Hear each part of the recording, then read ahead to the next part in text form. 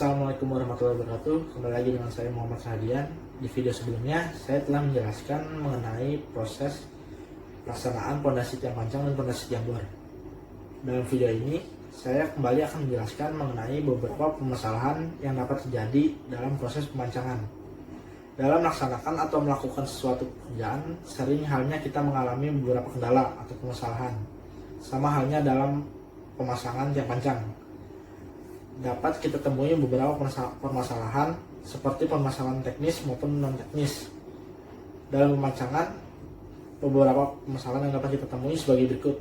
Yang pertama merupakan getaran akibat pemancangan. Yang kedua yaitu retaknya atau pecahnya kepala tiang pancang. Yang ketiga ada penyambungan tiang pancang tidak sempurna. Yang keempat ada posisi tiang pancang menyimpang atau tidak seperti posisi awal yang direncanakan. Yang kelima ada tiang pancang miring atau tidak lurus. Yang keenam yaitu tiang pancang dipancang di tanah lunak. Yang ketujuh ada tiang pancang tidak mencapai set atau kedalaman tanah keras yang ditentukan.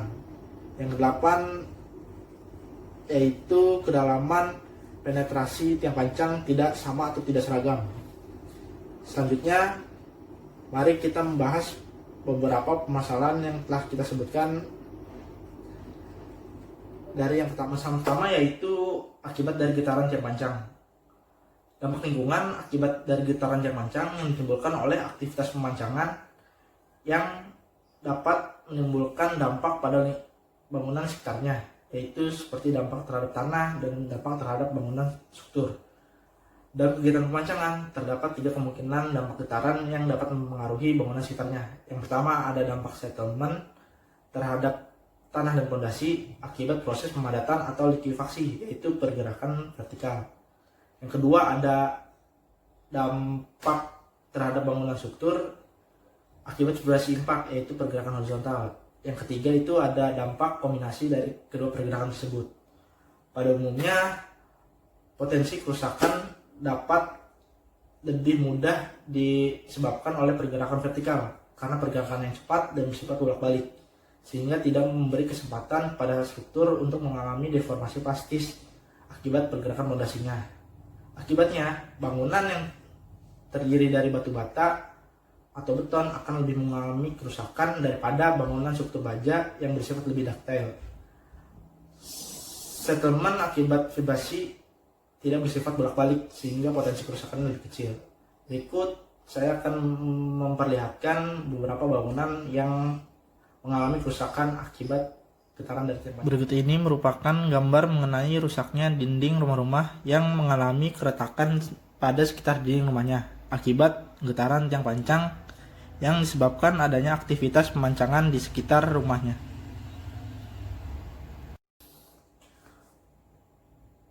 Permasalahan selanjutnya yaitu retak atau pecahnya kepala tiang.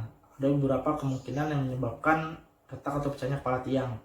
Yang pertama yaitu ada energi pemancangan melebihi kemampuan tiang pancang yang mengakibatkan tegangan tinggi kepada kepala tiang pancang.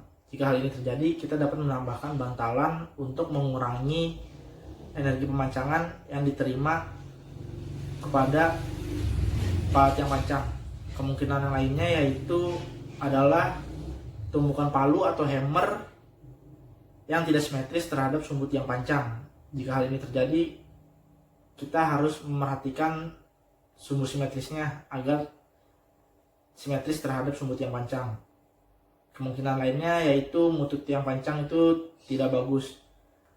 Apabila mutu tiang pancang itu tidak baik, kita harus memperhatikan mutu tiang pancang tersebut atau kita dapat mengganti supplier dengan supplier lain.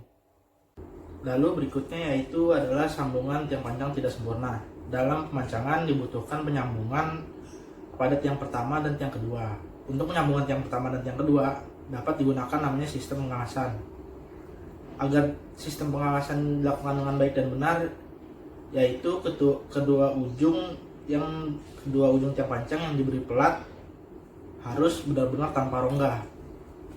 Apabila dilakukan pengalasan secara kurang teliti, itu akan mengakibatkan beban tidak tersalurkan dengan baik atau tidak sempurna.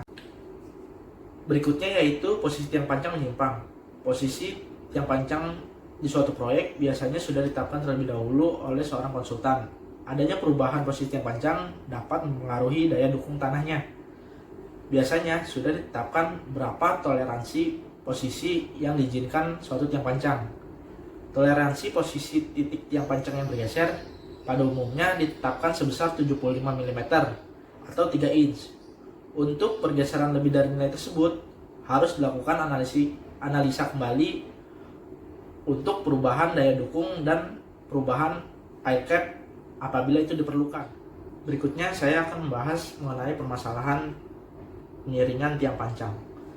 Penyebab pemiringan tiang pancang bisa disebabkan saat kita memancang tiang pancang tidak memperhatikan simetris terhadap sumbu tiang pancang, sehingga setiap kali kita ingin memancang sebuah titik pondasi, kita harus mengukur kemiringan vertikalnya.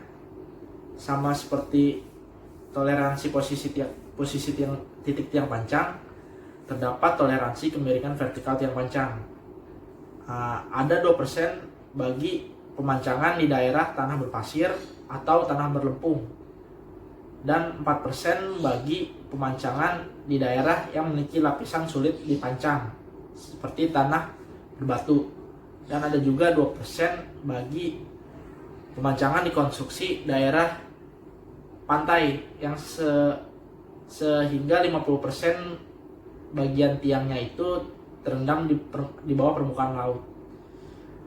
Bila kemiringan melebihi dari toleransi, kita harus mereview analisa ulang untuk mengukur daya dukung tanahnya itu sesuai yang kita perlukan. Selanjutnya kita akan membahas tentang tiang pancang tidak mencapai set. Apa yang maksud tiang tidak mencapai set? Yaitu tiang tidak mencapai tanah keras. Sebuah struktur bangunan yang dibangun di atas fondasi yang tidak mencapai tanah keras akan mengalami suatu penurunan. Walaupun penurunan tidak signifikan, tetapi dapat terjadi penurunan selama bertahun-tahun mungkin, hingga akan mencapai tanah keras. Selanjutnya saya akan membahas tentang tiang pada tanah lunak. Tanah lunak memiliki daya dukung yang sangat rendah sehingga memiliki potensi penurunan tanah yang sangat besar, dan penurunan itu akan berlangsung dengan waktu yang cukup lama. Bila tiang pancang dipancang di atas tanah lunak, akan menimbulkan berbagai permasalahan seperti berikut. Yang pertama yaitu karena penurunan yang sangat besar mampu membuat struktur bangunan menjadi miring.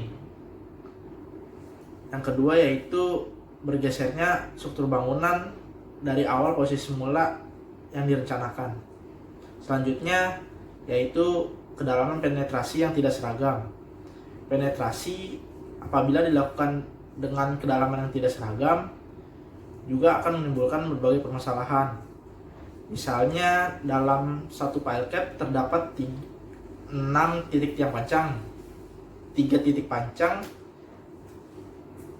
bila 3 titik pancang dipancang dengan kedalaman maksimal sampai tanah keras, dan sisanya yaitu 3 titik pancang sudah dipancang tetapi belum sampai tanah keras, sehingga bangunan struktur akan miring terhadap ke arah titik tiang pancang yang belum mencapai tanah keras itu. Sekian penjelasan dari saya. Mohon maaf apabila ada kesalahan kata. Wassalamualaikum warahmatullahi wabarakatuh.